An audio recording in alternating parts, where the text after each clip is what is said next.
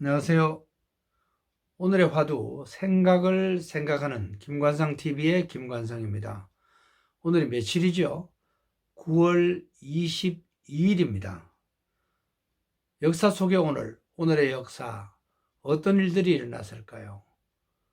우리나라 역사와 세계 역사를 토대로 오늘의 화두를 찾아보는 시간입니다. 첫째, 1904년 9월 22일 오늘 시인 김광섭 선생이 태어났습니다. 함경북도 경원에서 태어나서 경성에서 태어났네요. 어릴 때 북간도로 건너갔고 또 일본 와세다 대학에서 유학을 했습니다. 그 뒤에 서울의 모교인 중동학교에서 영어 교사로 지냈죠. 창씨 개명을 노골적으로 반대했습니다. 학생들에게도 그렇게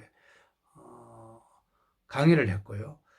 그래서 강한 민족의식을 행동으로 보여준 지성인이었습니다.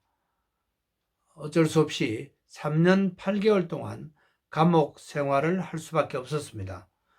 또 성북동 비둘기라는 시를 통해서 비인간화되고 있는 현대 문명을 강하게 비판했습니다. 민주일보 사회부장도 지내면서 언론인 생활도 하셨네요. 해방 뒤에 미 군정청 공보국장을 지냈고 정부 수립 뒤에는 바로 이승만 정권 때 공보수석도 지냈습니다. 둘째, 1965년 9월 22일 오늘 중앙일보가 창간됐습니다. 당시 사장은 삼성그룹 창업주 이병철 지금 회장으로 우리가 지금 부르고 있죠. 그분은 사회 정의에 입각해서 진실을 가장 빠르게 신속하게 보도하겠다고 다짐을 했습니다. 1965년 12월 7일에는 라디오와 텔레비전까지 이제 소유하게 돼서 세계 매체 모두를 운영하는 첫 언론 기관의 기록을 세웠네요.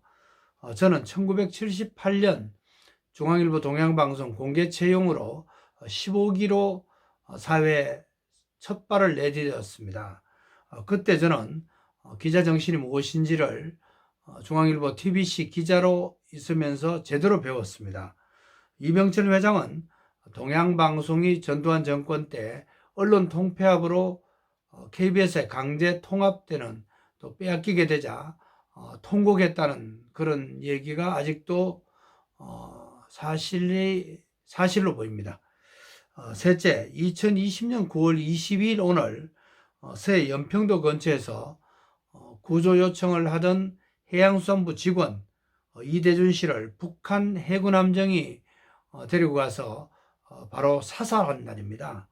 우리 군은 북한 해역에 있는 이대준 씨를 발견한 뒤에 5시간 동안 사실상 방치했다는 지적을 받고 있습니다. 이 씨는 북한이 코로나 감염을 이유로 북한에 데려가서 불에 태웠죠.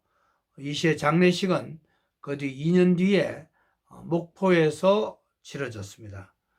넷째, 2011년 9월 22일 오늘 청각장애인에 대한 교사들의 성폭력 등 어려움을 많이 겪은 장애인 그 실화를 다룬 영화 도가니가 개봉된 날입니다. 466만 여 명이 관람을 한 기록을 세운 겁니다. 광주 광역시 인화학교에서 있었던 5년 동안의 실화입니다. 정말 가슴 아픈 내용으로 장애인 인권 의식이 높아진 계기가 되었습니다. 오늘은 9월 22일입니다. 성경 가운데 9장 22절을 한 군데 찾아봤습니다. 신약 히브리서 9장 22절입니다. 피 흘림이 없은즉 사함이 없느니라 라는 내용입니다. 시인 김광섭 선생의 감옥 생활, 또 중앙일보 동양방송 기자들의 기자혼, 또 장애인 폭력에 대한 고발 등을 통해서 정의가 꼽히는 사회를 위해서는 피가 흘려져야 된다. 이런 소중한 내용을 오늘의 화두로 내던져 봅니다. 저도 최근에 정의를 꽃피우기 위해서 나름대로 이런저런 곳에서 어려움을 겪고 있습니다. 쉽지 않죠. 오늘의 화두, 생각을 생각하는 김관상 TV의 김관상입니다. 평안하세요.